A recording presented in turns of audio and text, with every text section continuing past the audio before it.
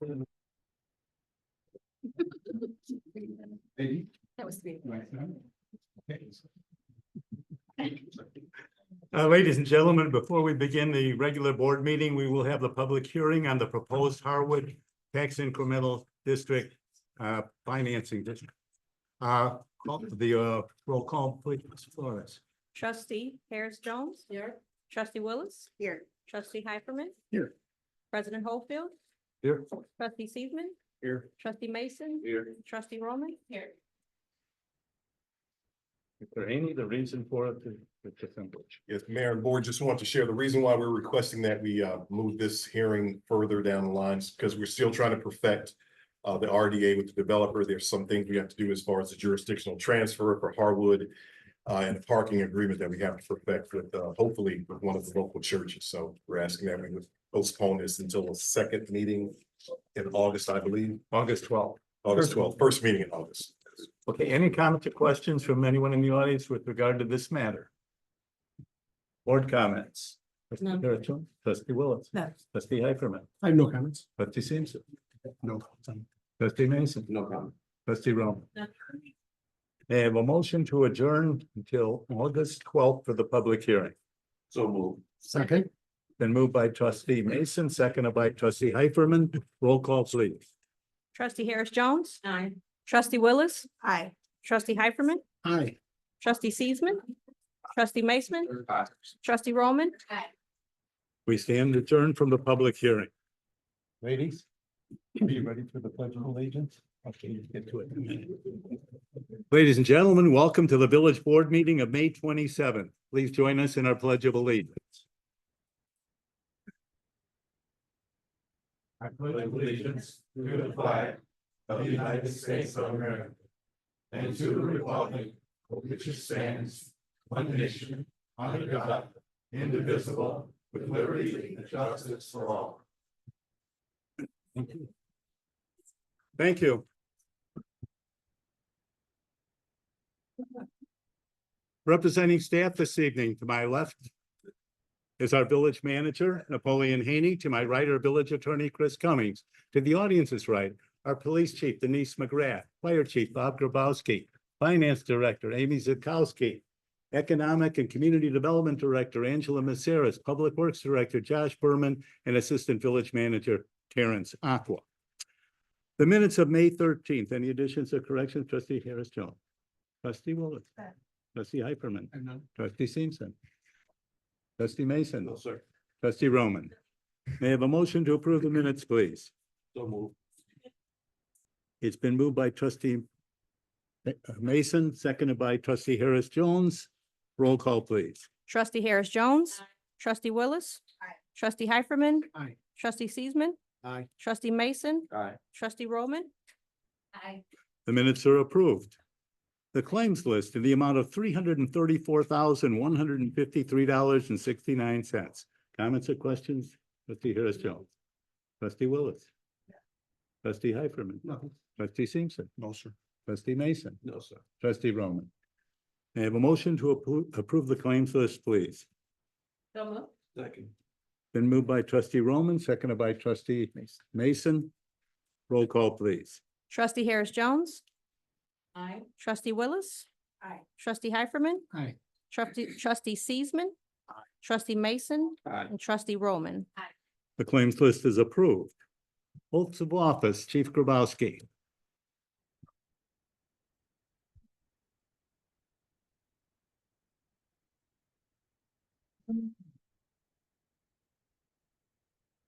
Mayor, good evening, everyone.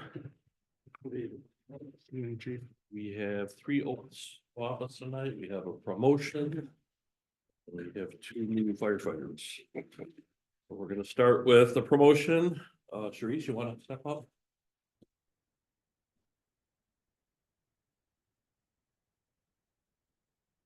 I'd like to introduce to you or reintroduce to you our clerk up in the building department. This is Sharice Campbell. She was originally hired September of 2023 as the permit clerk. Sharice has done an outstanding job in the role over the past couple of years. She has demonstrated a strong understanding of the building department's operations and is widely recognized for her exceptional customer service. Due to the recent structural changes within the building department, the permanent clerk's role has gradually evolved to reflect responsibilities of a second administrative secretary position. Since her hire, Sharice has taken on additional duties in support of both the current administrative secretary and the chief building inspector. These responsibilities have become a regular part of her day-to-day work. Since her role now closely aligns with the current administrative secretary position, staff recommended reclassifying her title to add those responsibilities accordingly, and with the approval of the current budget, Sharice was officially promoted to the building division administrative secretary on May 1st. So it's time, Sharice, I'd ask you to go over. Thank you.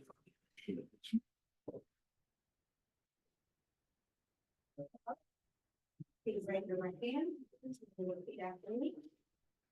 I state your name. I, Sharice Campbell, having been appointed to the office of administrative secretary, have been appointed as administrative secretary for the village of Homewood, for the village of Homewood, do solemnly swear that I will support the Constitution of the United States, that I will support the Constitution of the United States, the Constitution of the State of Illinois, the Constitution of the State of Illinois, and the municipal ordinance of the village of Homewood, and the municipal ordinance of the village of Homewood, and that I will faithfully discharge the duties, of the office of administrative secretary, according to the best of my ability, according to the best of my ability.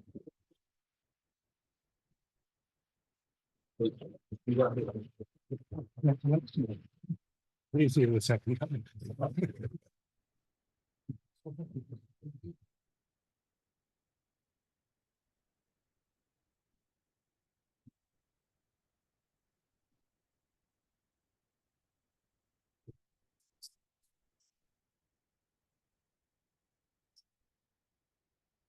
Okay, this past budget year, we're fortunate to have 3 additional firefighters added to our staffing. And we had 1 retirement. Tonight, 2 out of those 4 we're going to swear in. So at this time, I'd ask firefighter Bill Galligan to step forward.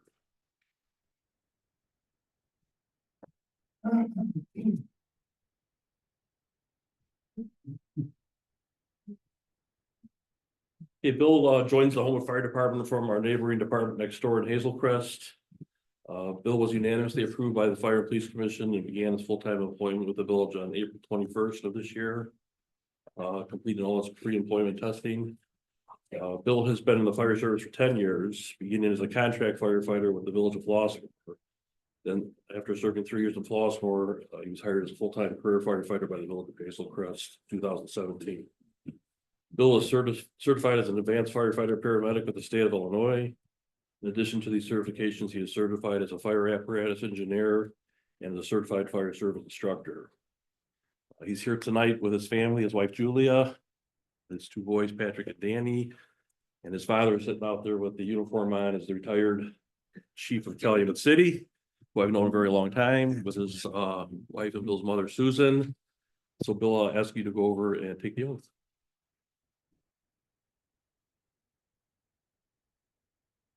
Please raise your right hand.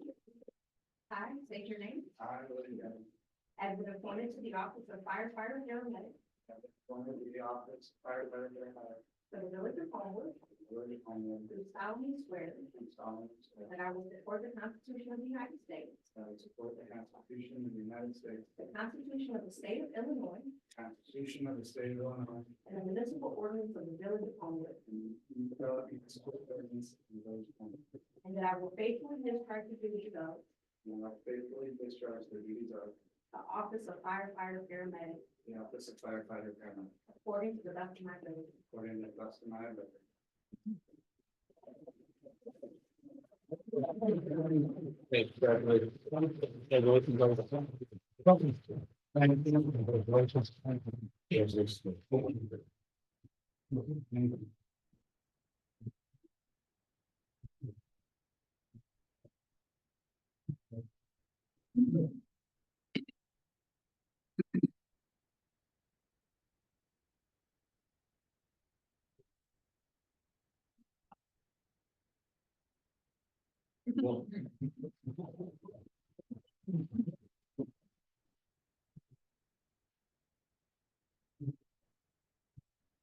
Okay, next we have Shamar Shelton. Shamar, you want to come on up?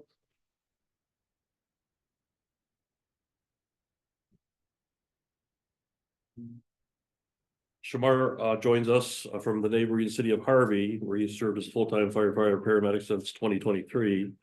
He also brings additional experience from his part-time role with the Flossmoor Fire Department, which he has held since 2021. Shamar was unanimously approved of the hire by the Fire and Police Commission and began his full-time employment with the village also on April 21st, 2025. Shamar is a longtime resident of Flossmoor and a 2020 graduate of Homewood Flossmoor High School. Immediately after graduating high school, Shamar began working for Trace Ambulance, where he completed his emergency medical technician training. In 2021, he joined the Flossmoor Fire Department as a part-time EMT. That same year, he completed his basic firefighter training and certification through the Posen Fire Academy. Following his fire certification, Shamar was accepted in a paramedic program at Silver Cross Hospital, where he graduated in 2023. Later that year, he joined the Harvey Fire Department as a full-time firefighter paramedic while continuing his role with Flossmoor. Shamar is here tonight with his family. We've got his father, Lamar, his mom, Shinui, his grandma, Deborah, and his brother, Shane, is gonna come up and pin him after we do the oath. So you can go over and have the oath now. Raise your right hand. I state your name. Having been appointed to the office of firefighter paramedic in the village of Homewood, do solemnly swear that I will support the Constitution of the United States, the Constitution of the State of Illinois, and the municipal ordinance of the village of Homewood, and that I will faithfully discharge the duties of the office of firefighter paramedic according to the best of my ability.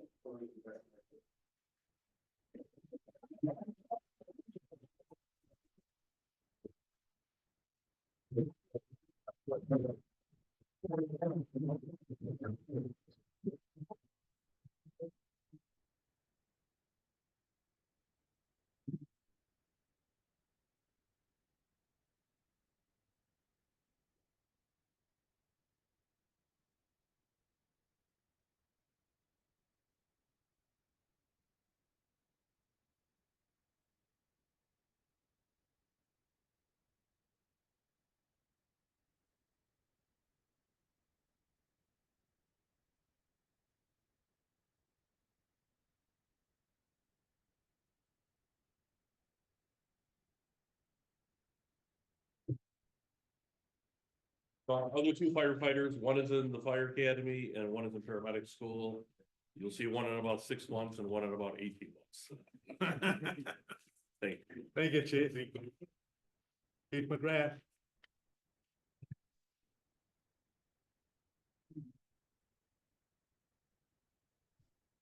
Good evening, Officer Grant. If you can make your way through the crowd up front here.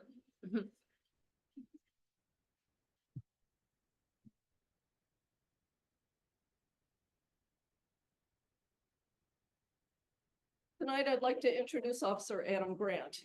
Adam Grant was hired as a full-time police officer effective Monday, April 21st, 2025. Officer Grant applied for the position through the Board of Fire and Police Commissioners Police Officer Lateral Application Process. Since he is already a certified police officer who previously attended the police academy, he was eligible to immediately begin the Homewood Police Department Field Training Program. Officer Grant graduated from Tinley Park High School, attended Moraine Valley Community College, and holds an Associate of Arts in Criminal Justice.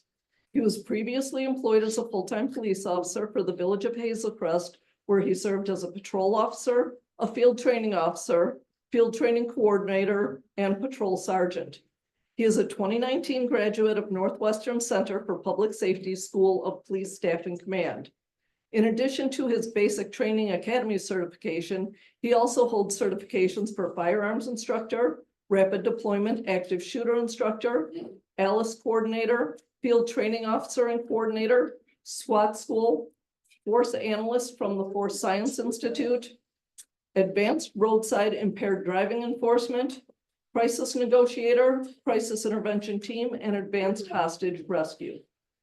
Officer Grant is joined tonight by various family and friends, including his wife Debbie, his children Dylan and Dexter, his mom Sandra, and his sister Amanda.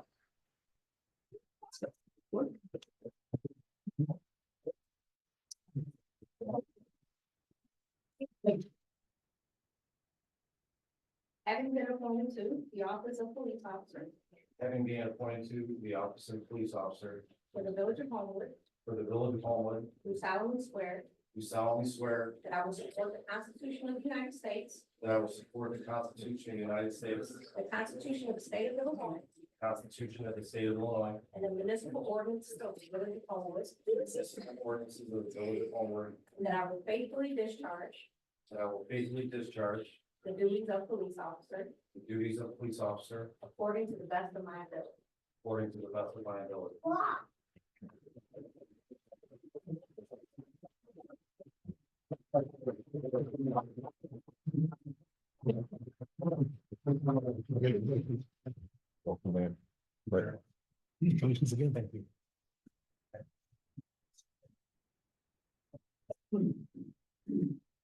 Is Dylan gonna come up here and, join us? All right.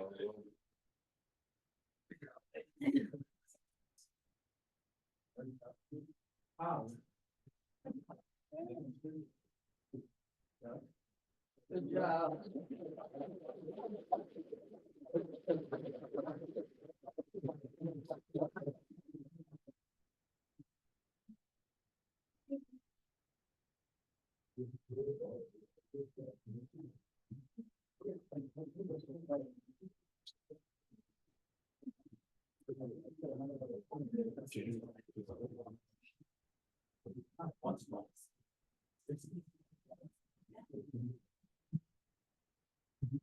Thank you.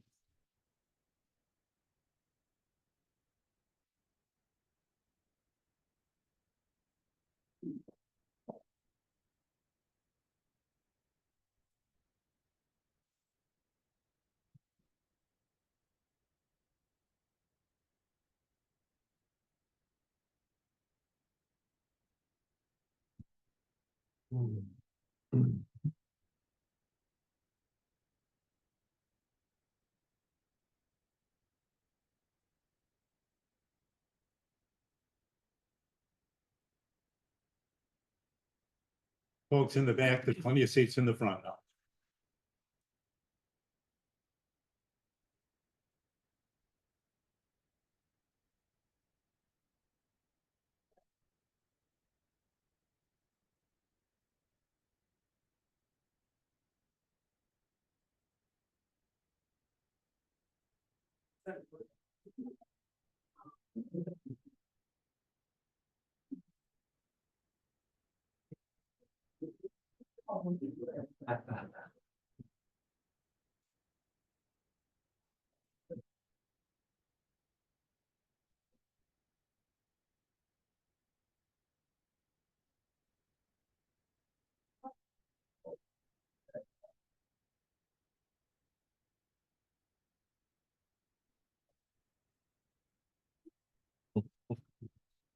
Hear from the audience. If anyone in the audience would like to address the board on any subject not on the agenda, please raise your hand. Yes, yes, ma'am. Good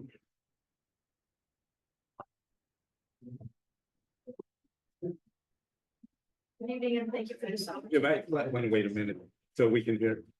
I'm sorry. Steve, could you close the door? Steve.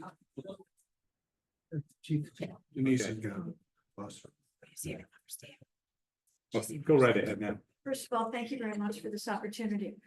As a vested senior citizen, I'd like to just say how wonderful, it was nice to see the mayor yesterday and the chief of police and her assistant at the wonderful Center for Veterans. And it was nice to see that the three of you were there. I didn't see any of the trustees there, but the three of you were there. I didn't see, okay, I'm sorry, I just, but it was very nice to see the community there. And I think you should be very proud of the way it turned out. That's the first thing. Second thing, I like to know that, I would just like to answer, and maybe this isn't the time or place, but I'd like to know who decided of this group or a former group, who decided to make the TIF? And I know it's being curtailed to August, but I would like to know who in this community or this group decided to say that Homewood had a blighted TIF area. For many people that have lived here for years, we have a vested interest in the property values. When you make something a TIF issue, you ruin the property values. And you can go by the people from the University of Illinois, MESSEMAN, Bloomberg, other officials, that when anything that is made into TIF, it destroys the property value. The only people that exist and making money are the contractors. I don't know what type of vested interest he has in this area, but I think before that anybody votes on this in August, you should make sure that the with the Homewood Chronicle, you should be willing to post everything that's going to do with this how this is going to change the community. It will destroy the backbone of Homewood. And to sit there and not have anybody involved with the people that have paid taxes and community that have lived here for years, have no interest, have not been advised of the destruction of this TIF. I know it's going to be curtailed to August, and I fell and I broke my hearing aids today. If I'm talking too loud, I apologize. I just want you to know that you have to have a vested interest. When you were elected to protect the people in Homewood. You need to make sure that the people know what's going on with this TIF. It's May, you've got June, July, and August to have these items posted. If you need to pass a referendum, have the people in Homewood pass the referendum for it or against it. But the amount of money that is going to be ripped off from the people in Homewood is disgusting. And I have to tell you honestly, I want to just tell you, according to the information that was received, the contractor, Flanagan, you can't find out anything about him other than he is not a Homewood resident. He has 5 lucrative businesses. And when he's not going to be accountable for if something happens, what's going to happen when the people of Homewood get stuck with issues that are not under the board or Flanagan? You have destroyed the property on Ridge Road. Lawyers have moved out, businesses have moved out. According to the information that was published on the website, this has been going on since 1999, and it is 2025. And I would guarantee you the people in this room do not know what's going on in this TIF issue, and they need to be notified. Either put it in the newspaper, put it in there so people can read and vote on it. And I'm sorry to say that we need somebody to stand up for the residents. We do not need our property values decreased. What makes it a TIF? I don't see anything blighted in Homewood. How can this wonderful hotel on one end be charging people $200 or $300 a night, and at the other end of the block, it's blighted? What makes it blighted? I don't know. And you need to make sure that the people of Homewood are well aware of what's going on, because you as trustees have a vested interest to protect them. Ma'am, And I thank you. Thank you. Is there anyone else who would like to address the board this all? Please.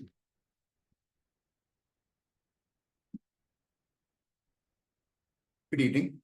My name is Brent LaRue. I live in Chicago, but I first came to Homewood because I was looking for a woman-owned brewery. Sir, does this have to do with Rabbit Brewing? Yes, it does. That's not an agenda item. That's not an That agenda. is an agenda item, so we'll have that at a later time. Thank you very much. I'll speak Okay. then. That. Is there anyone else who would like to address the board? Mrs. Crum?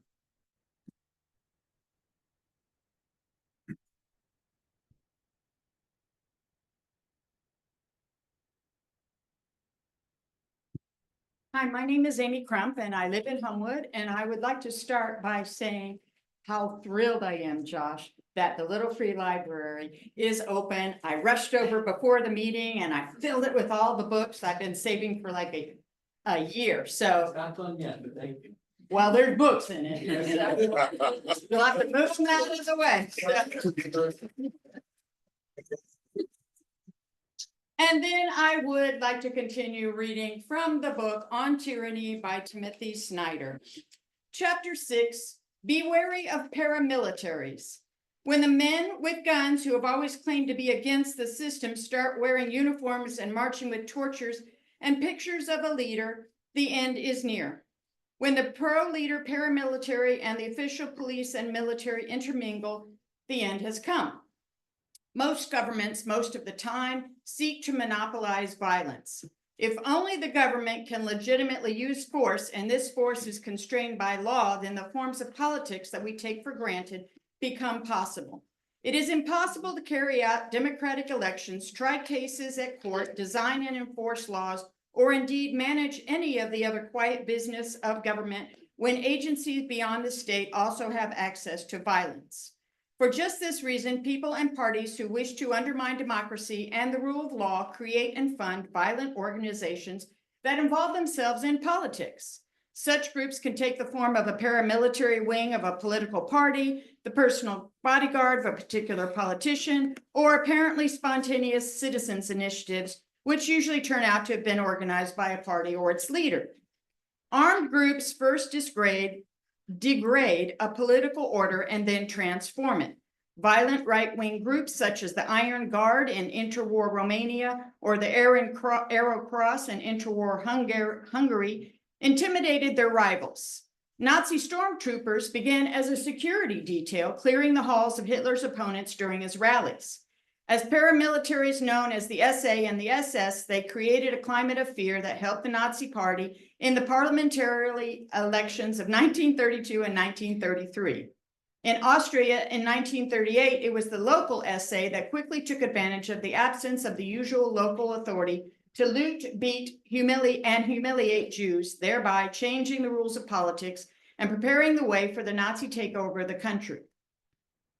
During the Second World War, the SS extended the lawlessness it had pioneered in the camps to whole European countries under German occupation. The SS began as an organization outside the law, became an organization that transcended the law, and ended up as an organization that undid the law. Because the American federal government uses mercenaries in warfare, and the American state governments pay corporations to run prisons and internment camps, the use of violence in the United States is already highly privatized. What was novel in 2016 was a candidate who ordered a private security detail to clear opponents from rallies and encouraged the audience itself to remove people who expressed different opinions.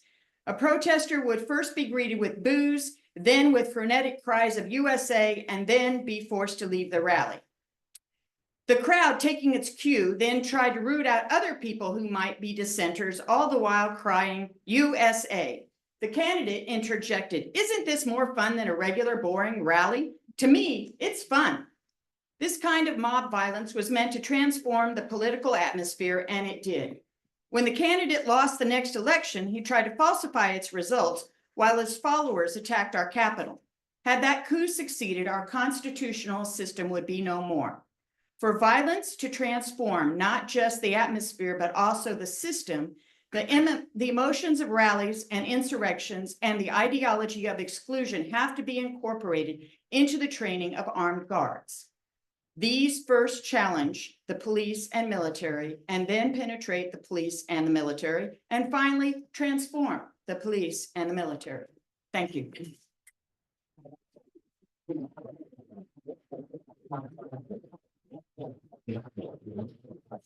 Is there anyone else who would like to address the board this evening? If not, yes, sir.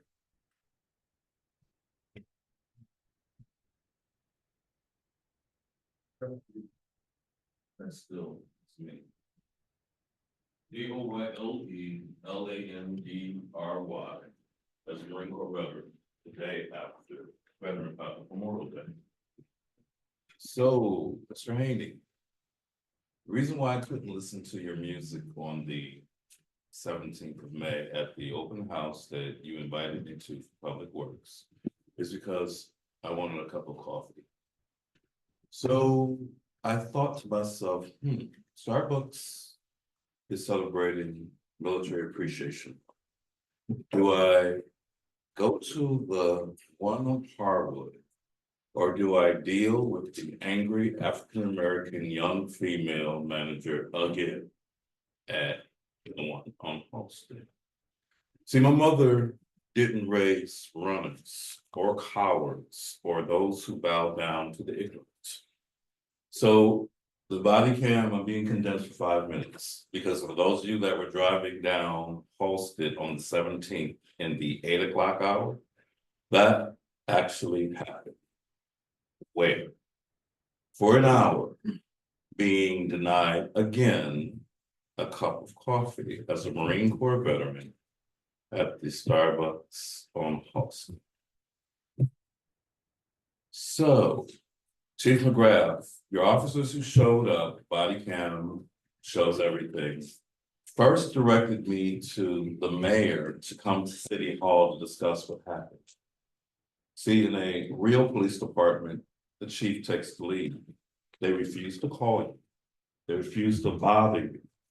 And I thought it was asinine that I keep hearing, we don't bother the chief on weekends. What if there's another Flossmoor race incident? Meaning the Black woman who was murdered by the Flossmoor police 3 years ago. So, no, I'm not happy. Because again, what if something happened? Mr. How Landry, bad would it look? Mr. Landry, we're running out of time, 3 minutes. Oh, not 5? No, sir. We'll pick this up after the meeting. Thank you. Because again, I'm not happy. And I deserve better. Is there anyone else who would like to address the board this evening? If not, the omnibus vote, Mrs. Flores.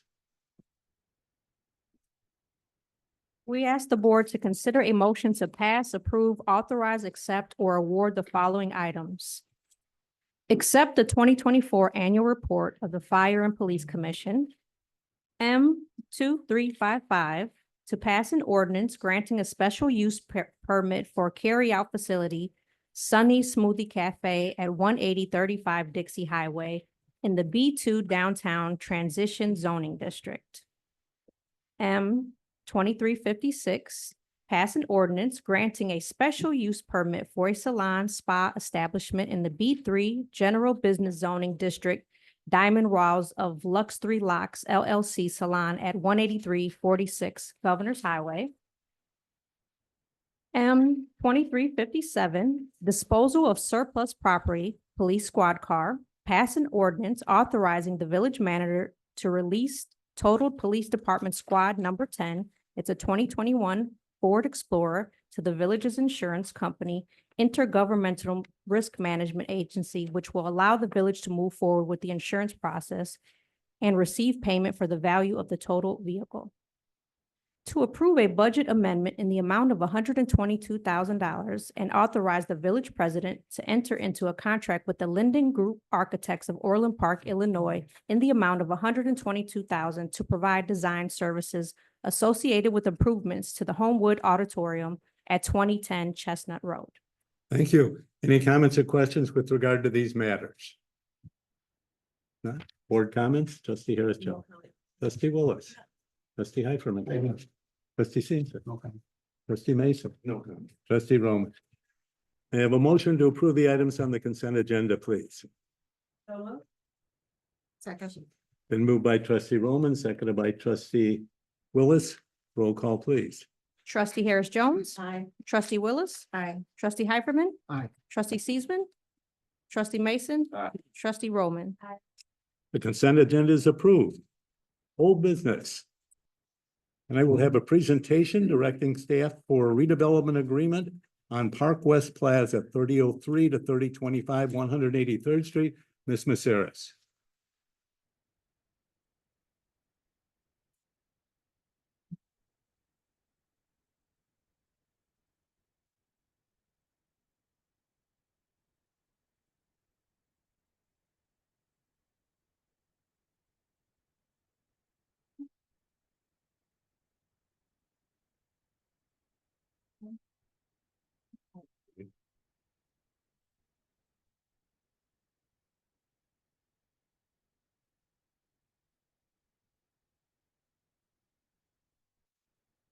Good evening. On tonight's agenda is a review of 3 proposals to purchase the village-owned commercial property located at 3003 to 3025 West 183rd. The village owns the commercial strip center called the Park West Plaza. The property was acquired in December of 2023 through the Cook County No Cash Bid Program. It has been 2/3 vacant with delinquent property tax bills and deferred maintenance for many years. Since taking ownership, the village has completed various maintenance improvements and negotiated lease agreements with the remaining tenants. The center is divided into 9 storefronts. 3 spaces are occupied. Space A is the Great American Bagel Company. Space B is State Farm, and space E is a Taylor Golden Needle Alterations. All tenants have expressed interest in remaining in the center under new ownership. We initially had interest in this plaza in February of 2024, when Rabid Ground LLC submitted a proposal to acquire and rehabilitate the property. The village signed a letter of intent with Rabid and renewed the letter of intent at 2 separate times. The LOI renewal period expired on February 9th of 2025. Since this property is in a TIF district, it's in the 183rd West Tax Increment Financing District. According to the TIF statute, the village can sell the property as part of a redevelopment agreement, but the TIF Act requires that the village solicit alternates to the proposal from interested parties. So in March of 2025, the village board directed staff to publish for solicitation. After publication, the village received 2 additional proposals by the submission deadline. Village Staff Review Committee includes a diverse cross-section of our professional staff areas and our departments, has reviewed and evaluated the proposals, and staff are available for questions at tonight's meeting. I'll briefly introduce each of the proposals, and each team is at tonight's meeting to answer any questions. The original proposal for the property submitted by Rabid Brewing Company, who opened their brewing company in 2017 and continues to operate at 17759 Brett's Drive. They propose an expansion of their business into this plaza. For Rabid, this site offers increased visibility on a major arterial street. Rabid proposes to own and operate a restaurant in the plaza that offers beverages, Puerto Rican influenced food, and 2 of the vacant spaces. The 3 existing tenants would remain, and they would have 2 small vacant spaces in the middle of the center. Rabid's plan for their business is to expand into 2 vacant spaces on the west part of the plaza as a new 6,000 square feet space for a flexible venue that includes a kitchen and event facility. And this will offer expanded hours, offerings, and marketing for their business. The second proposal, VMB Ventures, is a partnership led by the owner of property in Homewood, the Shell gas station at 183rd Street and Harwood Avenue. This proposal is to divide the space from 9 units into 7 storefronts. They would maintain the existing 3 tenants and add a Middle Eastern themed coffee shop with video gaming, which will be run by the owners of the plaza. Other possible uses would be a boba tea cafe, Mediterranean restaurant, and a medical office. The proposed use of 2 of the vacant storefronts is Haraz Coffee House, which will offer authentic Yemeni coffee and pastries. They're a franchise, and their closest location, I believe, is in Orland Park. And this is an image of the proposed use. The third proposal, Hayton Commercial Real Estate Group and Granite Realty Partners, is a joint venture for redevelopment. They propose to acquire the property and prepare it for prospective tenants. Proposed investments would include repairing the parking lot, building structure, replacing signage, storefronts, and doors. The group plans to own and operate the plaza as a long-term investment. They have extensive experience owning, leasing, and redeveloping properties with 91 commercial properties in the Chicagoland area and others throughout the country. Hayton has not yet identified specific tenants for the vacant spaces. So the staff committee evaluated each proposal using categories and criteria. We analyzed whether this proposal responds to community needs, if it supports suitable and successful uses, if it ensures sustainable commercial development, does it improve the property conditions? How does it maximize yield? What is its return on investment? And does it accommodate a community investment timetable? This is similar to the criteria and the same process of review that we used for 3 proposals for 2020 Ridge Road. And the Mongolian barbecue was selected through this process.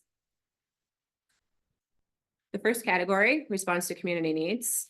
This category measures the proposal's capability of supporting local businesses' growth and development.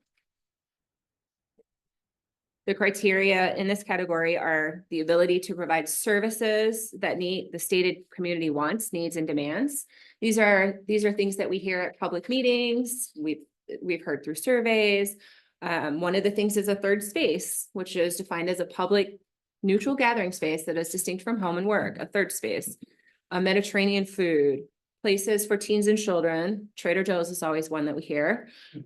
Coffee shops, performance venues, and takeout places are some other examples. The ability to create a unique and distinctive commercial property, contributing to a sense of place in Homewood, increasing local employment, job growth, and supporting local business growth. So when we looked at each proposal using these criteria, we see that both Rabbit and B&B offer third spaces in the coffee shop and in Rabbit Public House. The village has received many emails, public comments during recent meetings indicating that Rabbit Brewing has a dedicated following within the community and the region, and that they do provide that third space. Caton has not determined uses, but has expressed a commitment to assisting local businesses with tenant improvements. All 3 groups will bring in business occupancy, which will increase jobs. Rabbit has identified clear roles and job descriptions for their restaurant in the proposal. Rabbit is a local business. Its expansion directly benefits their local business as well as others, and economic growth in the community. So the results in this category favor Rabbit as a local business that is expanding and offers a unique destination and sense of place and home food. The second area supports suitable and successful uses. We're really looking for that highest and best use for the property. This means that the use will positively affect the immediate area and the community as a whole.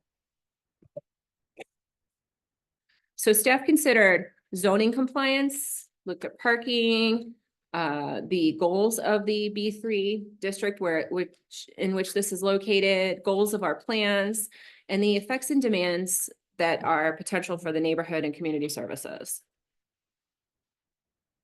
The proposed uses in this table, if you take a look, are based on uses that are listed in the proposals as submitted. Although Caton did not specifically identify uses, the uses in this table are examples of businesses that they plan to target and that would be fits for this center. All proposed uses are permitted in the B3 general business zoning district. In looking at potential impacts on the neighborhood and impacts on community resources, the building division gave input on the construction costs, and Rabbit and B&B did submit construction budgets that were a little lower than staff's estimates of construction costs. The construction budget for Caton was more online. And, we also want to be sensitive to whether a restaurant, a restaurant will increase traffic. All 3 uses could have a restaurant and in the coffee shop also. So this criteria, B&B Ventures complies with the local ordinances, and the uses plan would have the least impact on the surrounding neighborhood in our assessment. The third, ensuring sustainable commercial development. Staff evaluated each of the proposals based on the proposal's experience in commercial real estate management and ability to sustain this property for the long term. This table, it lists areas of experience in the left-hand column, and gives a ranking to each of the 3 proposals in this column. And so what we see is that Caton has a larger and more established development company, has the most experience. owning and operating numerous commercial and residential properties. They own over 90 properties in the Chicagoland region, including multi-tenant commercial centers, some of which are located in Cook County. They do have a national network of tenants and substantial experience recruiting varied tenants, but they do have limited experience with projects in Homewood. The last project here was in 1995. VMB owns the gas station at the corner of 183rd and Harwood. They completed an extensive acquisition process and improvements to the property. Their partners have proven experience with restaurants and properties in the south suburbs of Cook County. Those include Haraz Coffee House, gas stations, liquor stores, a hotel warehouse. Rabbit has 8 years of experience operating their brewing company in Homewood. They do not have experience operating a full service restaurant on a larger scale or as a property owner of a multi-tenant commercial property. And they are consulting with Gene Steinmarch of Steinmarch Development, who has developed many properties in Homewood and the surrounding area. So another component we looked at is having proper financing for the proposed development. This table identifies what each proposal submitted as their private investment. In this category, the outcome was that Caton is a larger, more established developer, has demonstrated the most experience and ability to sustain a high level of occupancy because of that tenant experience. Next category, we evaluated the value added by their property improvements, looking at their budgets and their pro forma. And the village acquired this property to address issues of delinquent property taxes, deferred maintenance, and long-term vacancies. So we want to assure that that whoever owns this property continues to maintain it, to pay taxes, and to keep this property in good order. So staff evaluated this criteria on the value added by property improvements, maximizing investment in the entire plaza, and stabilized condition of the property for long-term commercial success. This chart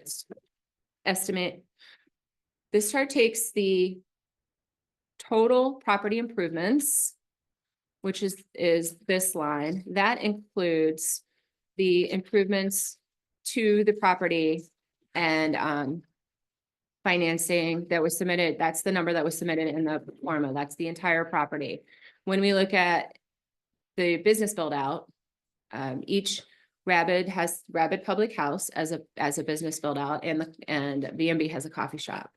Caton has not determined any business build out. They are not proposing to own a business in the center. So the bottom is the total improvements with the business cost. The village works with HR Green, who performs the village's commercial building permit reviews. And they estimate that $100 per square foot for the vacant spaces, $50 per square foot for the exterior work of the current occupied locations. Based on these estimates, the cost to improve and to get into compliance, the center would be $895. So looking at this total business improvement, it looks Caton has the number that closest matches that. And Rabbit is investing a significant portion into the business build out as is VMB. Based on the construction budgets of each proposal, this table shows the improvements budgeted for the property. The check marks are the items that were included in the construction budgets that were submitted with the proposals. So ultimately, Caton is putting the highest investment into the plaza property itself and is the closest to being in alignment with our estimates based on HR Green's consultants' estimates.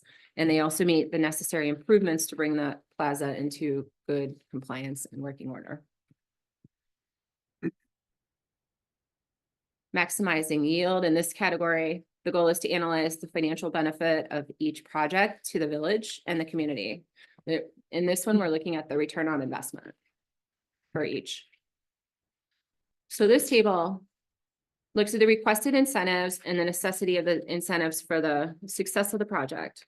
Rabbit's request is for $300,000 incentive upfront, which means in one lump sum after the project is finished.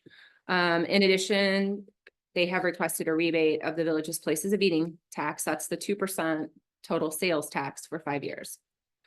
VMB requested an incentive of $360,000 to offset property taxes. The incentive would be distributed in increments over 10 years.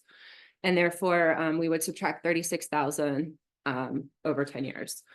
Caton has not yet confirmed, but they may request an incentive as part of their proposal. In our discussions with them, Caton indicated that they may request a TIF incentive for 50% to 100% of completion of the parking lot, estimated 150,000, and the cost of a cross-access aisle from the property to the west to improve traffic accessibility. So that's a total of about 125,000, we would estimate. They did state that, Caton did state that this incentive is not required financially to complete the project, but the incentive would allow them to dedicate more funds to tenant build-outs of the vacant spaces, which would then help to attract higher performing tenants, such as restaurants that require a more costly build-out. Looking at this chart, this chart shows the total cost, projected tax revenue, and ancillary and indirect revenue. The sales tax revenue, which is this line, the second line of each one. So this is Rapid, VMB, and Caton. That includes the 1% sales tax and the 2% places of eating tax for the proposed uses. And for VMB, it also includes additional revenue for video gaming. The numbers in red are the requested incentives for the development. And this analysis is over the next 10 years to accommodate the full incentive requests. The tax and revenue analysis includes only sales tax and not property tax revenue. The village will likely support a Cook County Class 8 real estate incentive for a portion of the building that qualifies. With the Class 8 in place, the property taxes paid in would be lower than the base earned, the base equalized assessed value, EAV, that's in the TIF right now. So the property will not create new property tax revenue. Since there's no property tax projected, the village for this project would rely on sales tax, which is the village's largest revenue source.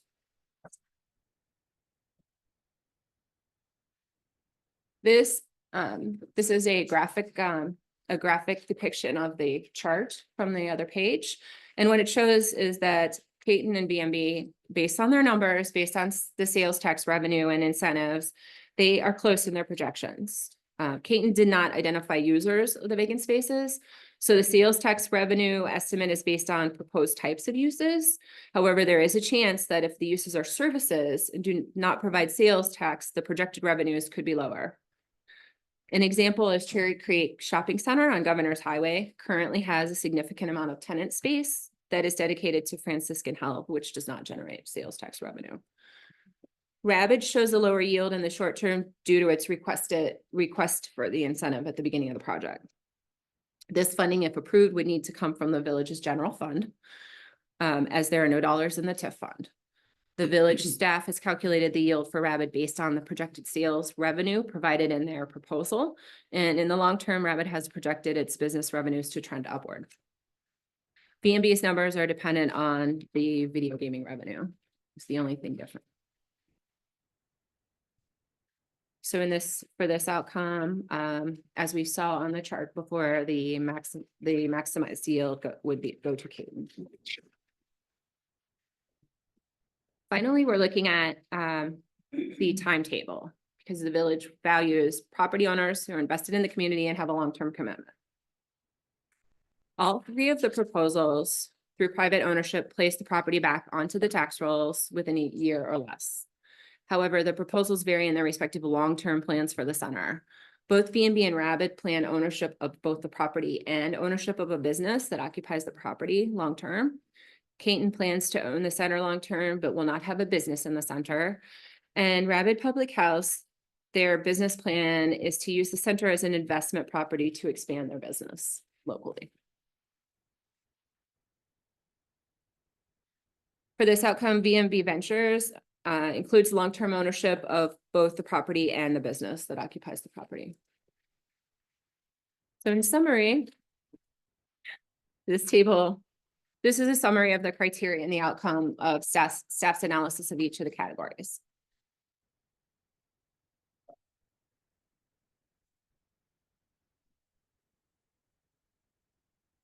So our next step for board action would be after review of the review committee's analysis, the village board would be requested to consider action to direct staff to negotiate a redevelopment and purchase and sale agreement. for this property.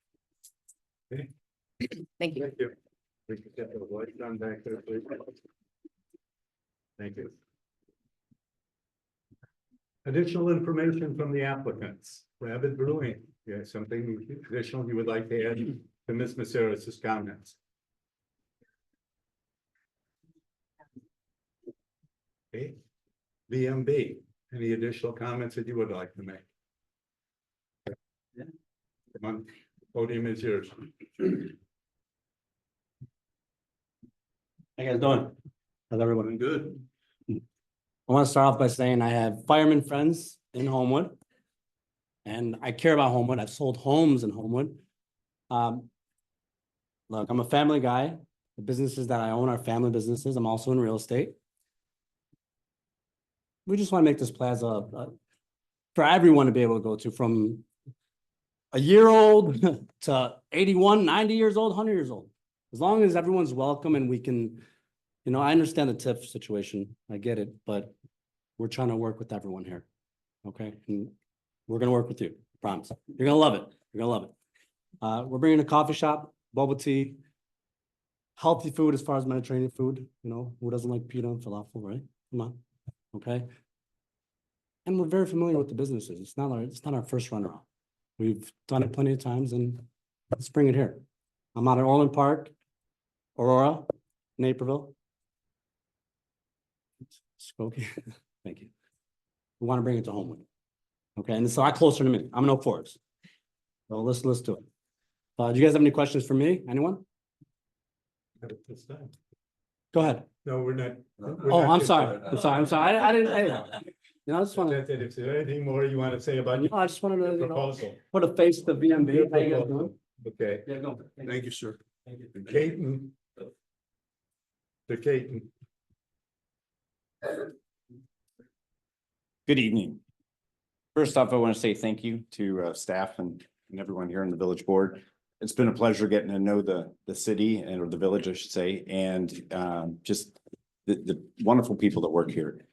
The reason we're interested in this is we are not bringing a business. We've been asked many times, what businesses can you bring here? Refuse to get into a bait and switch of promising tenants that would come here. Our business is buildings. And the problem here is the building. The building is in dire straits. There's some massive failures. You've got the drive aisle behind is completely failing. The water maintenance off the roof has caused a lot of damage that needs to be rerouted. Roof issues, landscaping. Our approach to buildings is we need to bring buildings and invest in the building with all the dollars to make it a first-class building. The tenants then will come. We have no issue with tenants. We have relationship with tenants. And I do want to offer, I know that, first of all, I'm extremely impressed with the following of the brewery. That's amazing. That's a lot of community support. And I do want to offer, I know that's not why everyone is here. We are opening to having conversations with both uses as tenants in the building. Our main focus is taking care of the building. And so the 985,000, including just shy of 400,000 set aside for new businesses coming in, we'll be finding tenants that have either the experience, the wherewithal, and additive to the community to be long-term tenants for the community and ourselves. The only thing we're going to be focusing on is making sure the building is no longer an issue. Thank you. Thank you. Time for public comments. Public comments are limited to 3 minutes per person. Sir, please come up.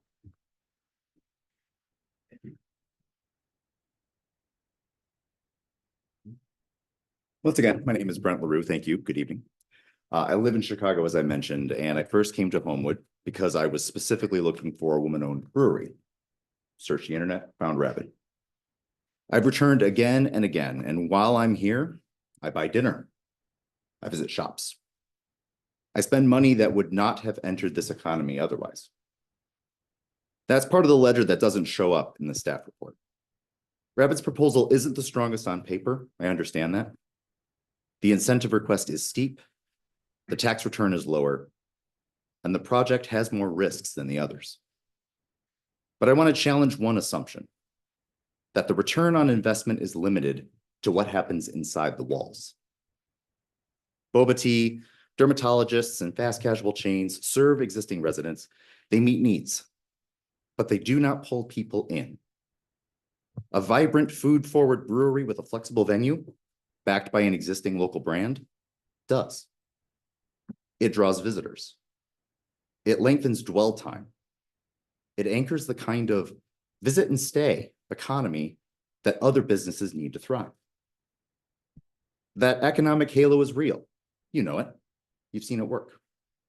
And from a policy perspective, anchor destinations like this don't just succeed, they lift the performance of the surrounding commercial landscape. That's why towns invest in them, because when they work, they don't work alone. So the question becomes, do you use public wealth to extract the safest short-term tax returns?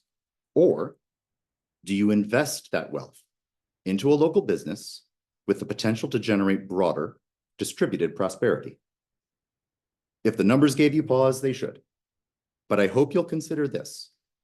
Every dollar spent supporting a resident-owned anchor strengthens your long-term economic resilience more than a strip of leased units ever will. Thank you. Thank you.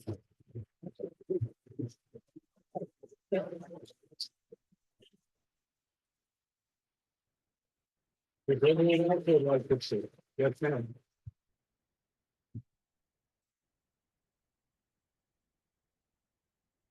Hello, first I want to apologize for my casual appearance. There's no disrespect to any of you. I'm gonna get emotional.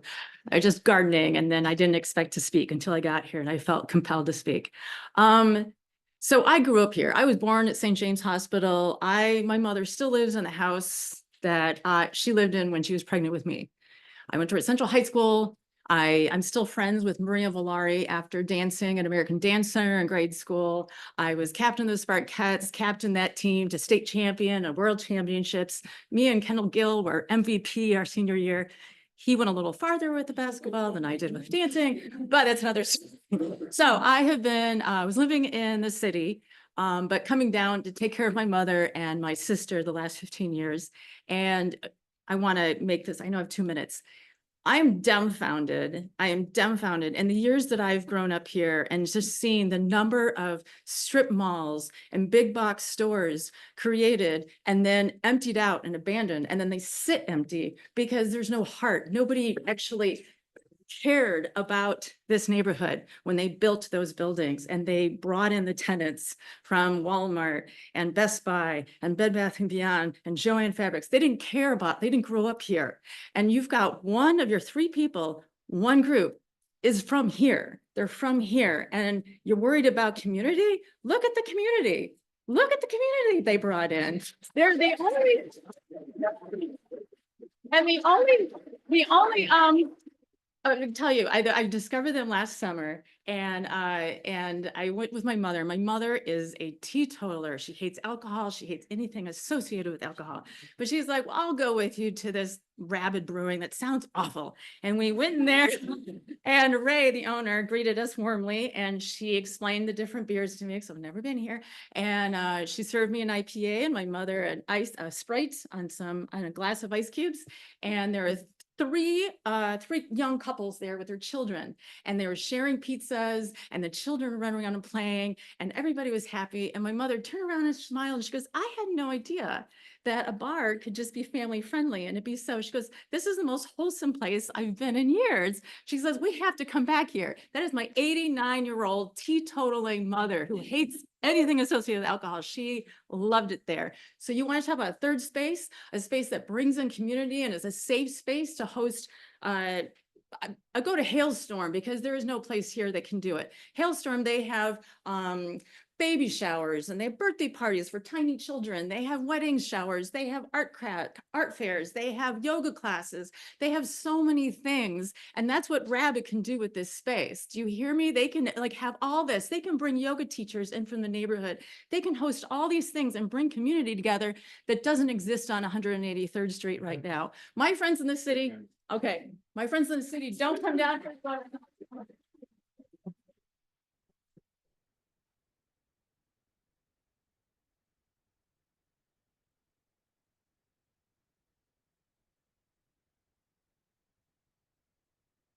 Hello, everyone.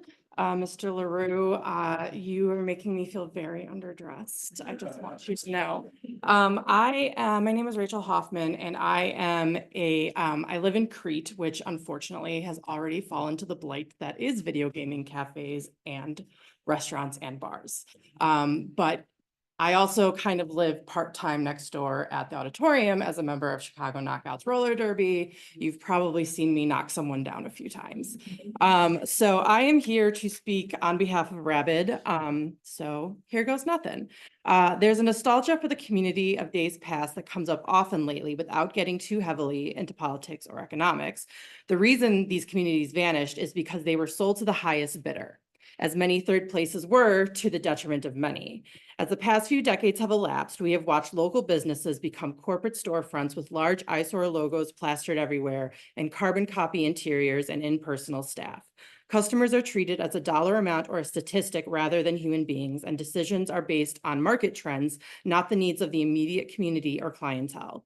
Rabid has been a refreshing change from these kinds of environments. This is a place with regulars of the Cheers variety that often puts on events that draw people from all over. They promote other local businesses, which helps with clientele and reach for everyone involved. Their markets are an avenue for local small businesses and entrepreneurs to get themselves out there. They often put on events that encourage people of all ages to explore their creativity, such as the Basho Box Tournament, which is for kids and adults. You know, they do Dungeons and Dragons. That's where my daughter started doing Dungeons and Dragons.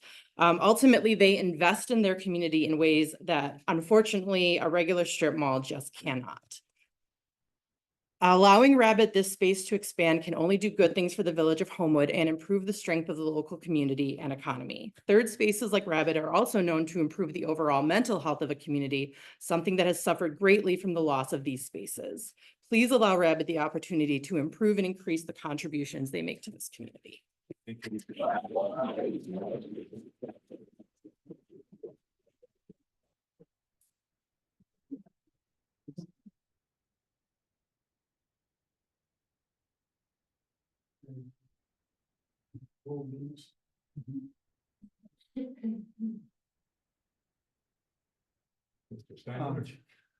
For the record, my name is Gene Steinmarch, and I actually built that building. And it was a glorious building in its day, and it has fallen on harder times now. That was 30 years ago. I've been doing this since 1979, primarily in Homewood, building buildings. We used to build 50,000 square feet of office space a year here, just to keep everybody else out of the market. And I know that when President Hofeld came here, he said, I think the way to get this community to be dynamic is to have restaurants.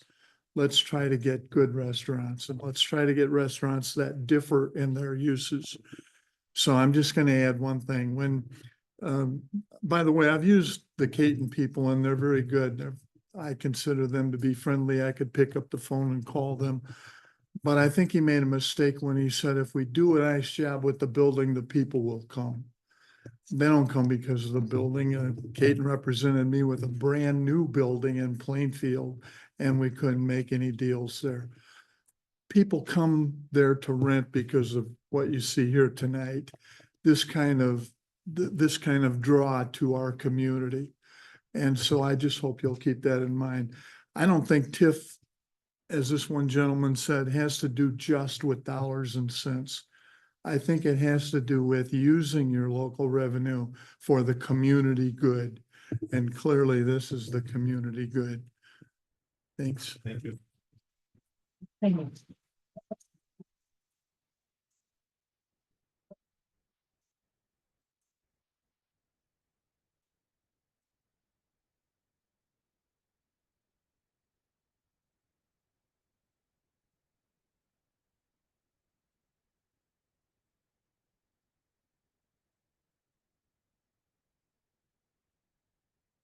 Hi, my name is Jennifer Peterson, and I'm actually a lifelong resident of Homewood. I've lived here my entire life. Went to school here, spent most of my teenage years walking up and down Dixie Highway and enjoying the shops that were there. Off the Alley, Record Swap, I could name a whole bunch of them. Fiction House, there was just a lot of them. And the one thing they all had in common was that they built community. They brought people together, kids together. They brought families together. And that's what Rabid Brewing does. It brings people together. My kids look forward to their festival all year long. I mean, they love petting the goats, but other than that, they love the music, they love the community, they love everything about the festival. I can bring them there for pizza and have a drink, and hang out with people that I may never have met, but when I leave, they're going to be my best friend. So these are people that are coming from all over, from Chicago, from different states. I met people that were traveling the country, checking out breweries, and they came here just to see Rabbit. They are out in the community all the time. They give to the community. They're at all our festivals. They are at the auditorium during events. They're at our markets and stuff. So I think investing in a family from Homewood that lives here, that puts their tax dollars into the community, that brings people together, is probably your best option. I understand that we're looking at dollars and cents here, but we're also looking at community engagement too. They already have a huge community following. If you're looking for people to already go to these businesses, you got them already. And letting them expand their business lets them do more for the community. More events for the community. More people can come in, more food. I mean, it's a win-win situation. Thank you.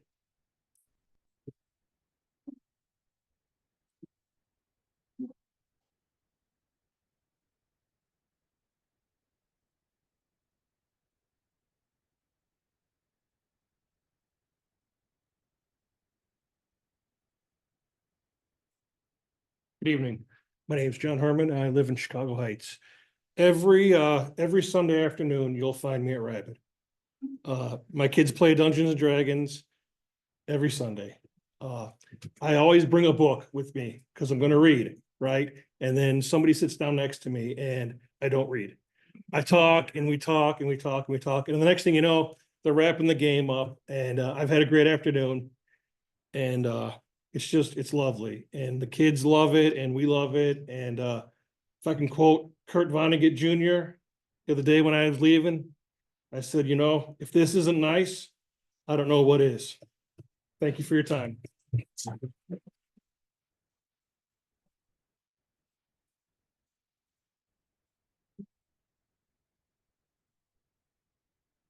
there anyone else who would like to speak this evening?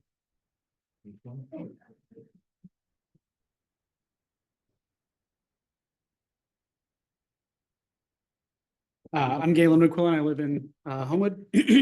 I spoke a few weeks ago on this same issue and still feel very passionately about it, but I thought of a couple of other things to say tonight.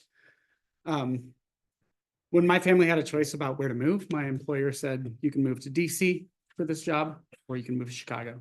And I said, Chicago seems pretty nice. My family's in the Midwest. Seems like people there are pretty friendly and they care about their communities.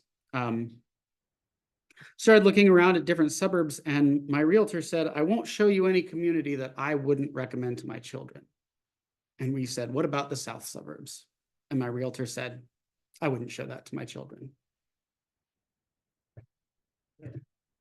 And so when I started looking deeper into things and asking for feedback from people who live here, I heard over and over again that Homewood was a truly special place, that it was a gem. And that one of the reasons why it was such a profoundly amazing place was the character of the people there, the character of the businesses there, the type of uniqueness that you can't find anywhere else in Chicago, much less anywhere else in America. I just came from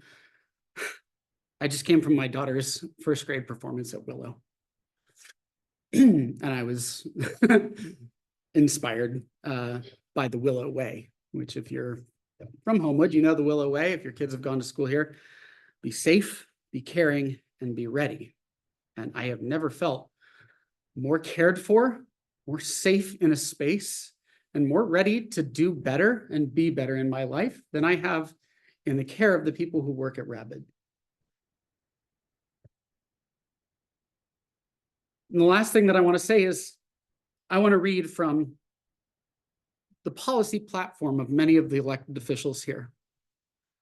It is posted on their website that says, these candidates continue to support the goals of our small local businesses.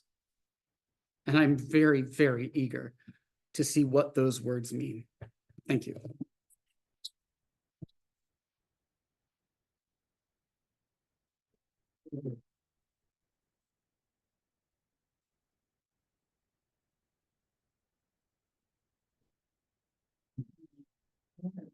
Come on. Go right ahead.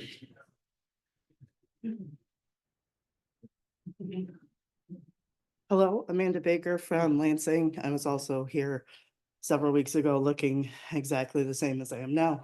I'm going to be super brief this time. It's not just us in this room. There's 50 more of us in the hallway, going out the door, showing up for this place.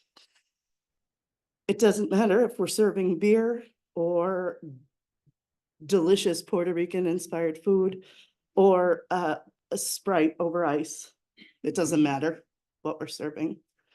We have built and been blessed with a community that runs so deep. I'm trying to move to Homewood.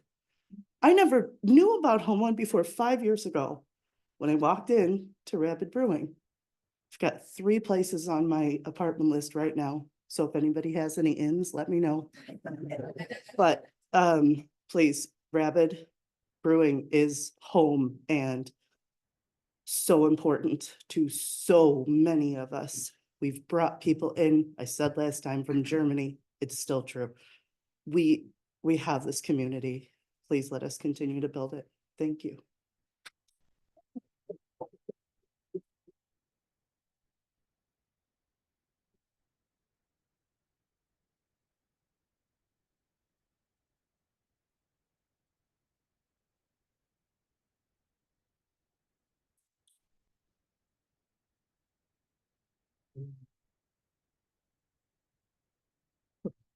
Thank you very much for letting me speak. My name is Abbas Jaffrey. I've spoken here a couple of times on behalf of Rapid. As a math teacher, I taught lots and lots of subjects, statistics, algebra, calculus, you name it. We did a lot of, I really emphasized at the end of the day that mathematics is an art form. It is not just an exact science, it is an art form. It can be used as a tool for good and it can be used as a tool for oppression, like it is every single day. And I taught them specifically how to apply it to their real lives, whatever their interest was. I was like, we're going to find problem sets out of this. And one big thing was polynomial curves and curve fitting and extrapolation and interpolation of data. And if you've got a good data set, you can watch your curves, you have a lower margin of error, and you can sort of hone in on things. When you have incomplete data sets, you can sell anything to anyone, essentially. And if you use incomplete data sets to do sort of forecasting and speculation, it can lead to very dangerous things such as the entire mortgage crisis, false misinformation on the internet, all kinds of things. Even with the best possible tools we have, forecasting and speculation is extremely difficult. If you consider weather or large language models, stock prices, autonomous vehicles, political polling, and some of the other most sophisticated applications we do, forecasting is extremely difficult. So when you are making decisions with incomplete data, I really cannot emphasize how dangerous that could be. The proposal by Caton definitely sounds very nice. I think building management is extraordinarily difficult, and I have no issue or concern that they would manage the building confidently. But it's impossible to tell whether the proposal to work with local businesses would be affordable. For example, Chicago Knockouts have been looking for years for a permanent home.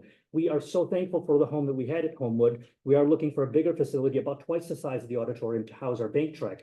We have called over and over many empty retail establishments sitting empty for years. They want $60,000, $100,000, $200,000 a month. Otherwise, no. And I don't understand how places like that are allowed to just sit empty and get dilapidated. Madison has just now tearing down an entire thing because of how dilapidated it's been. Retail spaces have been on the decline. So it is impossible to tell whether a commercial development is going to be affordable for a local businesses or not until the day comes. So speculation on that really has no real substance. Homewoods, if you look at the slopes of those graphs, the growth rates are identical. The only difference in there I saw was startup capital. But the long-term growth rates are identical. And if you really think about the social capital and the other measurable things that third spaces offer, I, as an example, right, I've come here to Homewood and I spend money at the gas station, at Home Depot, at Burrito Express, at Best Buy, at Panda Express, FedEx office, Vita Tacos, Burrito, I already said Burrito Express, Aurelio's, Homewood Skate Shop, Rock Shop, Gaia, Empanados, Melody Martin. That's just what I can think of off the top of my head. For every dollar I spent at Homewood, I'm sorry, I'm out of time, I have spent about a dozen more, if not 20 times more at local businesses. So thank you.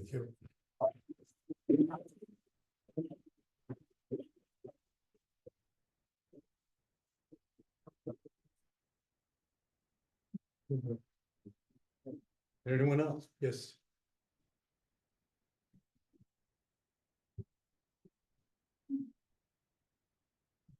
Hello, everybody. I'm Alec Torres. I'm a resident of Flossmoor. Didn't plan on speaking, but compelled to bring something back that I was thinking of the last time we were all here. The sentiments of everybody out of the rabid community, CKO. I mean, I don't know if we got some Wrestle League people here or whatever, right? We've got a motley crew of found family. And what I want to say about found family in regards to the rabid space is that I'm a transplant from California. Had a big family, came out here on my own. When I moved to Flossmoor, you know, we had that big disease that locked everything down for a while, and it was kind of a rough time for a lot of us. But as it emerged, and as I was looking for my own community, my own found family, walked into Rabid. Ray was watching a Woofda League on the screen. I'm like, what the heck is that? And she's like, it's roller derby. You got to check it out. So I went to CKO, fell in love. If I can put a succinct thought together with this is that as a found family, as I have met other individuals in the Homewood community, in and out of Rabid, I think we just continue to grow. And as you continue to grow a found family, you just need a bigger home, right? We've outgrown the space. We have, I know it's not my business, but we as a community have a lot to offer with Rabid, right? And we really could absolutely leverage this space to expand that to not only the residents of the community, but nearby residents of other communities to join the family, right? That's where I'm going with that. So thank you for your time. Thank you.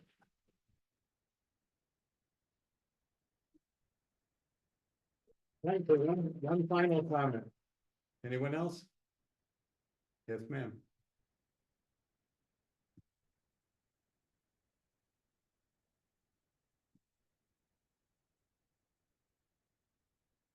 Hello, my name is Jessica Parks. I'm from Bolingbrook, Illinois. I'm right on the border of Naperville. So I have, gosh, my choice of any bar in the world to go to. Naperville has any fancy bar you could ever want. Within 10 minutes from my house, and I come 15 minutes away to Homewood. My friends and family who live in Tennessee and New York City and Iowa, they all have tried Rapid's beer because I love that place so deeply. I walked in and nobody looked like me. I'm dressed like this. And I found a home there. Every time I walk in, it is, somebody said it's like Cheers. It's like Cheers. You walk in, everybody knows your name. It doesn't matter how many times you've been there. All of the bartenders, they just care about you. They want your stories. And on the small scale, what it means is a beautiful community. What it means on a bigger scale for you guys, like somebody has already said, is that money is coming in from other places. My money, my friend in Tennessee who puts in an order every time I come, people from outside this area, they care about Rabid too. And you've heard some of those voices, but I wanted to show you there's so many more that you won't have an opportunity to hear. And that following is loyal. And that following cares a great deal about Homewood in general. So when you think about the health of this entire community, not just the Rabid community, this is an investment in that too. So I hope you can hang on to that as you're making this decision. Thanks. Thank you.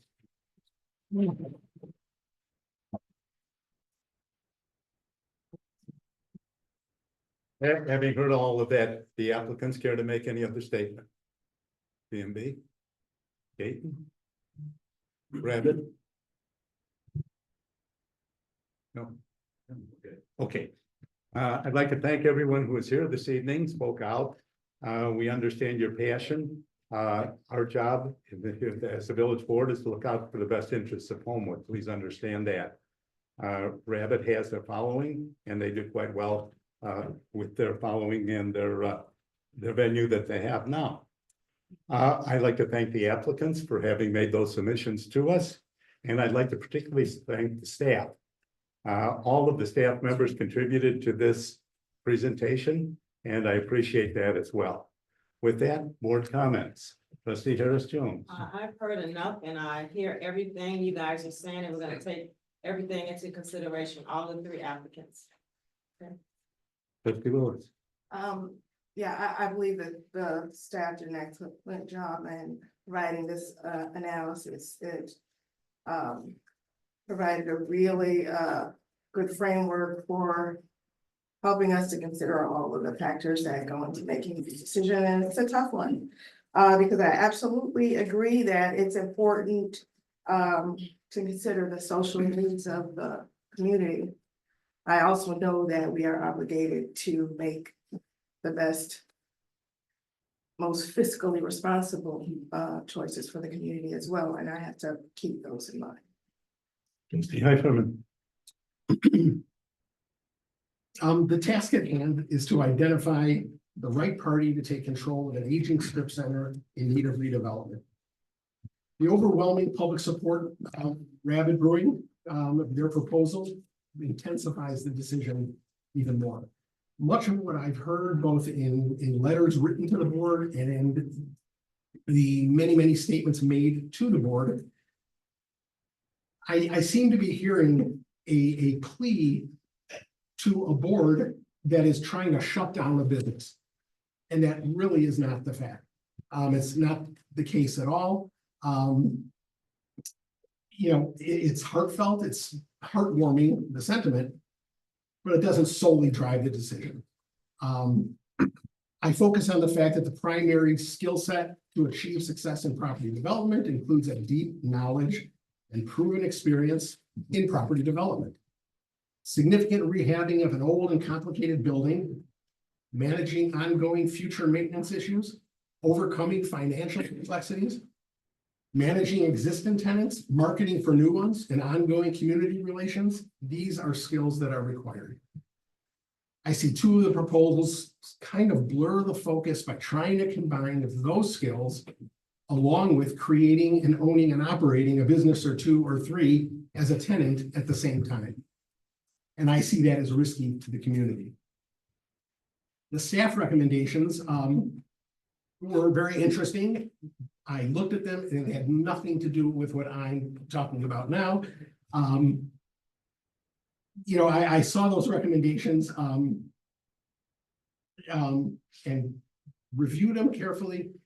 I had my own criteria, I had my own system, and we came out with the same outcome. So I support the Caton proposal as our best shot for success. Trustee Simpson. Excellent proposal by the staff. A lot of data put together allowed us to accurately understand, assess, and measure the different complexities of these issues, and want to thank them for that. And I echo the board's comments that very difficult decision, but we do need to do what's best for the village. Trustee Mason. You know, I appreciate the sentiments of everybody who has a vested interest in this property. And I think as a resident of Homewood, we all want what's best for this community. I appreciate the amount of time that all of you have invested in supporting the proposals that represent your interest. I really appreciate the deep dive that the staff has done to give us all of the information that we could possibly get to make an informed decision. This is not a decision that, you know, I think any of us take lightly, because we're all residents of the village as well, and we want what's best for this community. I have reviewed all of the proposals. I was on the road today. I let my daughter drive an hour and a half just so that I could reread them again. And I really support the recommendation of staff based on my own review and criteria. And yeah, I appreciate all of this information. Thank you, guys. Trustee Roman. So I have been all in for Rabid Brewing since this all started with you guys wanting to move. I was under the impression you were moving to the new location, but then this is actually the first time we've seen an official proposal from you guys. Like as, other than the letter of intent and things like that, but like a really detailed proposal, I guess I should say. So, I think your presence in the community is amazing. I mean, we knew that even before this, and this is phenomenal. This is amazing. I want you all to know that we hear you. I appreciate you coming up here and speaking, and it's very important that you guys come and you share all of this. One thing changed in my mind when I heard something about your proposal, and that was, I'm going to actually ask Attorney Cummings to jump in here a little bit too about when we do something like this with the sale of a property for $1, we have something in our agreements called a clawback. And that is to ensure that in the event that the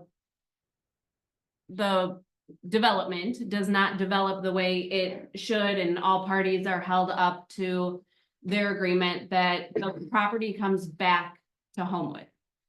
We get the property back, we can control who then gets it moving forward. So I was told that then part of your financial plan is that you would need to take a mortgage out on the building itself. And then the clawback would no longer be in effect because the mortgage company would be the #1 lien holder. Is that correct? Correct. A lender is not going to want to take second place to the village's. They're not gonna grant a loan Right, if the village has a right to step in and take the property back. right. Oh, so the agreement would have the clawback and then they wouldn't be able to mortgage the property most likely? Clawbacks are very difficult. Just for that reason, you can't get financing in the first place if the village is able to step in. So what we have done in the past occasionally is the village would, if the village fronts money, like we did this with Maple Tree, the village gave them, incentive over time. The village also took back a mortgage on the property. We're still going to be second place on the mortgage, but at least that gives the village a seat at the table if something didn't go right and it ended up going into foreclosure.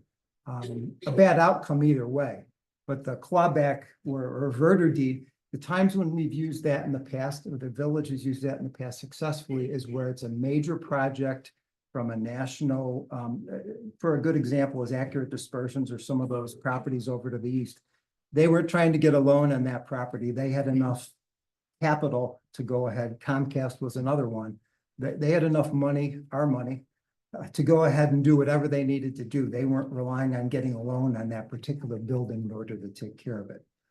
On these much smaller projects, it's much more difficult. So would there be a clawback in the agreement or a possibility of a clawback in the agreement for any of these 3 proposals? Depending on if they had to go out and get outside financing, we could always ask for it, but the reality is if they can't get the loan, then the project's not moving forward. Right, okay. So, and it's already in the proposal that Rabbit is getting the loan.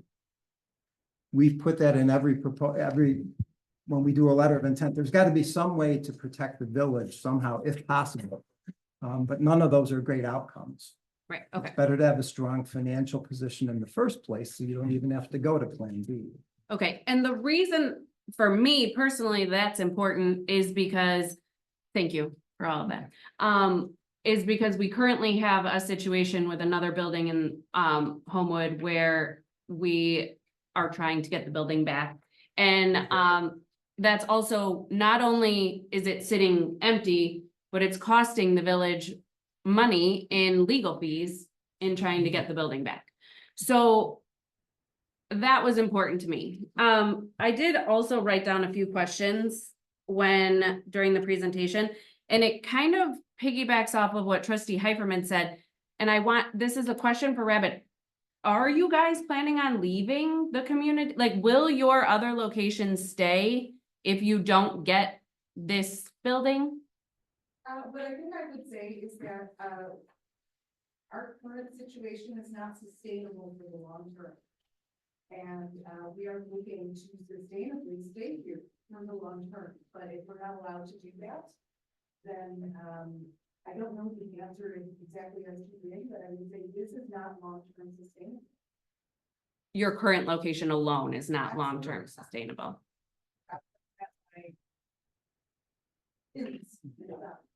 So how long can you do something that is not sustainable? No, and we'd like to stay here, we'd like to still be making space for our weirdos here, but I think that, we don't have to do it. Okay, I just wanted to clarify that because it did sound a lot like that you guys were not, if this didn't happen, that you wouldn't be open in your current space. So, and then I had a couple of other questions that I think already got answered. Sorry, I was kind of all over the place with my notes on my computer and writing them down. Yeah, that's all of my questions that I had, but I guess I just, I'll close out with my comments that this is an emotional decision. This is a hard decision. If I was deciding tonight only on emotion, my decision would be different. But we have a responsibility as trustees to not make emotional decisions. We have a responsibility to balance those emotions with the fiscally responsible, sustainable, successful businesses. And what I loved was when the representative from Canton said that he would love to partner with either building or either proposal. And I would love to see Canton get the building since they're financially able to bring the building back to life and then have Rabbit in there as a tenant. That's just. Okay. Any other comments? Just No, I guess I'm kind of curious why.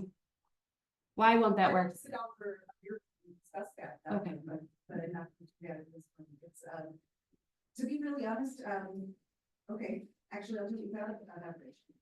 Because I'm up for a beverage, but we can do it now too. if I may, we have something else that is on the agenda tonight that was, taking our beloved roller derby out of the, auditorium with really no, thought or home for it to be.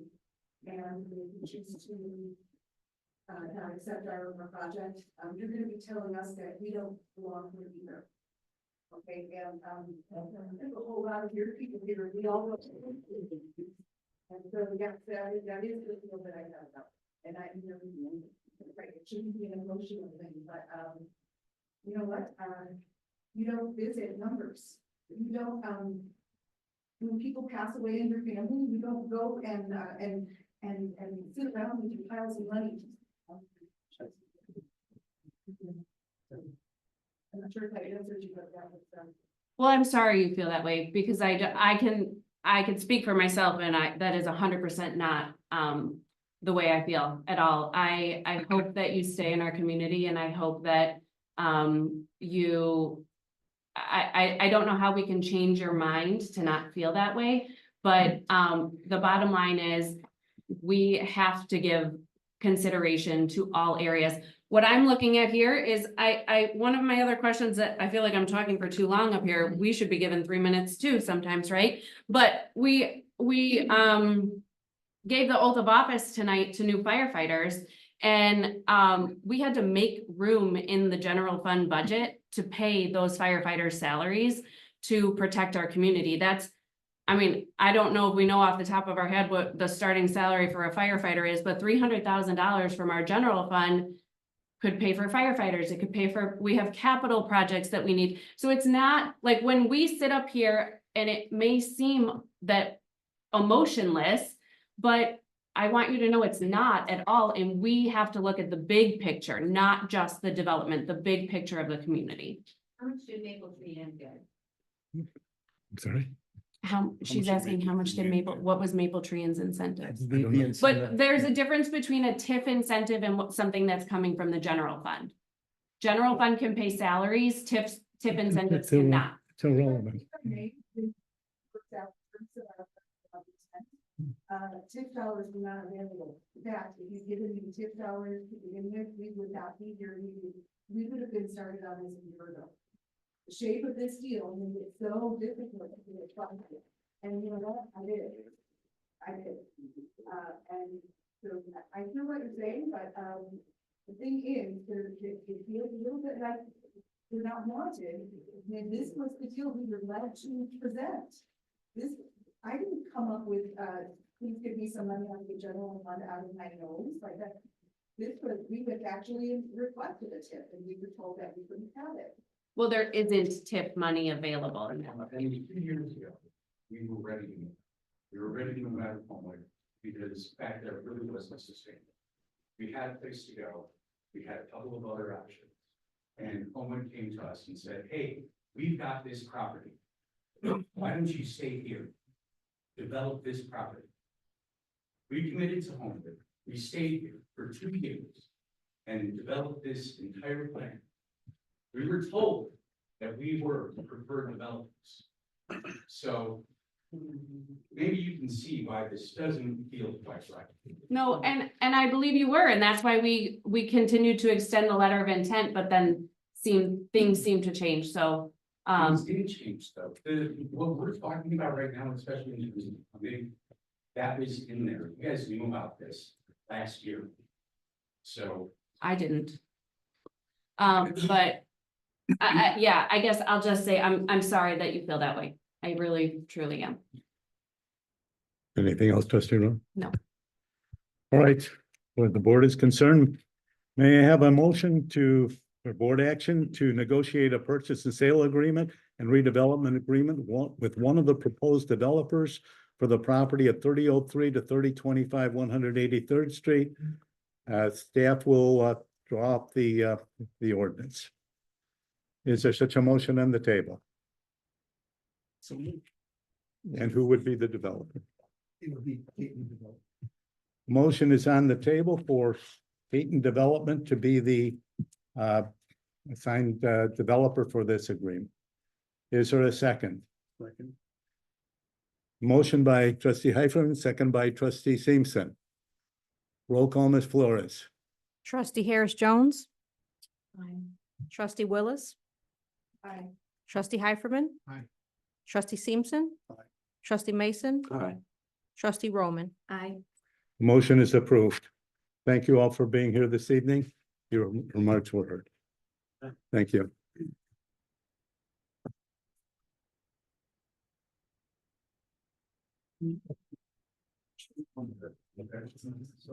General board discussion. Trustee Harris Jones, general board discussion. Any?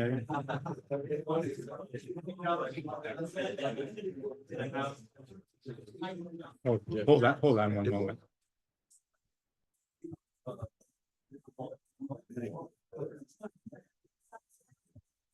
That's really interesting. Don't give me a building where I'm gonna. Oh. Brilliant. Oh, I didn't feel that way at all. I wish they didn't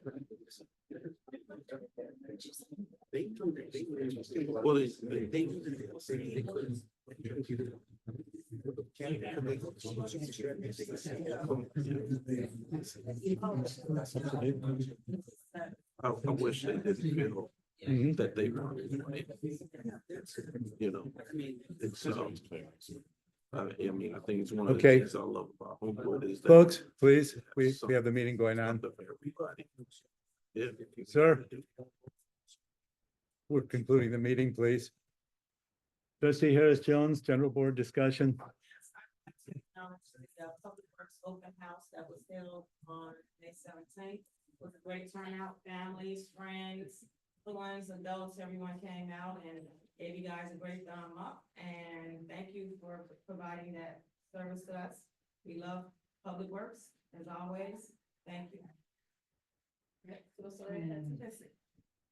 Trustee Hyphen. When I became a trustee 15, 16, 17, whatever years ago, I started a thing where I would go the first Monday of every month to Starbucks and I would sit there for an hour while I waited for my wife to get off the train. And I was open to people coming and talking with me and openly, and I did it at this point, well over 100 times. And the last couple of times I've had to miss, and I apologize if anybody showed up. One person I know did, that's in the audience, and I could not make it, and I apologize. I'm going to attempt to be there. I think it's a pretty good chance this Monday, the 2nd from 5 to 6. And I welcome anybody, and you especially, to come and talk about your issue with TIF. That's fine. Yeah. Okay. And that's why this just sits very, very hard. And also you can reach out directly if you want a custom That's great. time. I'd love to talk about it. You Thank didn't say which one.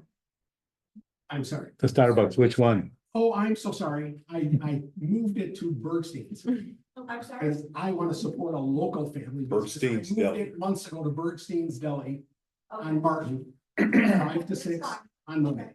Okay, you're still buying coffee? Whatever you want. No, that's okay, sir. You don't need to, but No, I I'll don't. be there. 5 to 6 on Monday. Correct.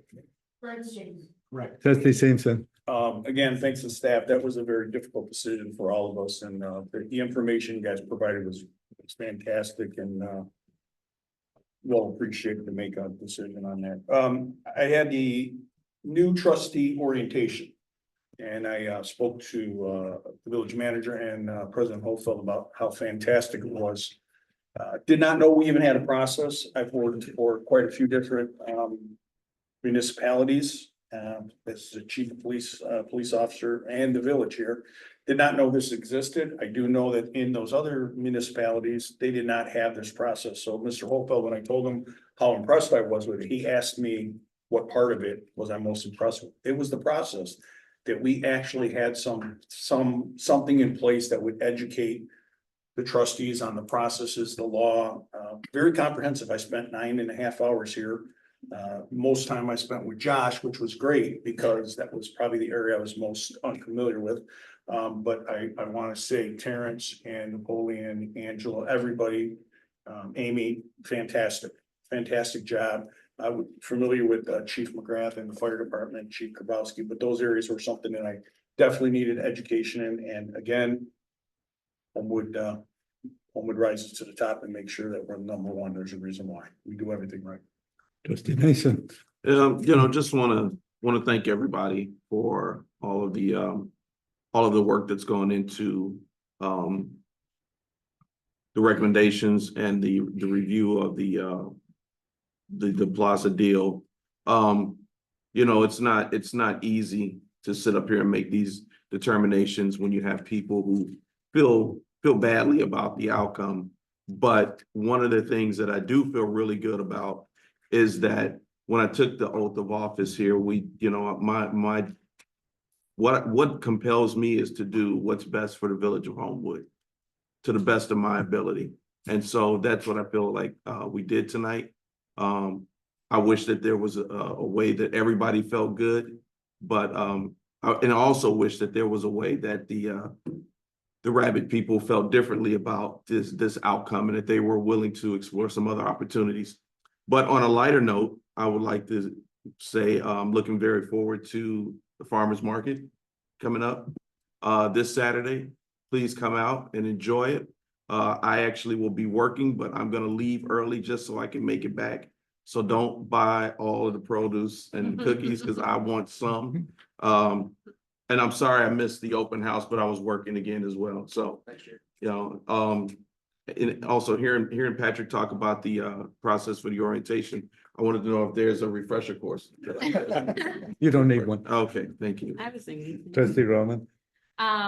we were at the open house. Thank you. It was such an awesome event. A few days later, Lisa from the admin from Public Works called me and said, we pulled Emmy's name, my oldest daughter, as getting a ride to school in one of the Public Works trucks. And I said, oh gosh, we have to decline that. They're all gonna say it was rigged.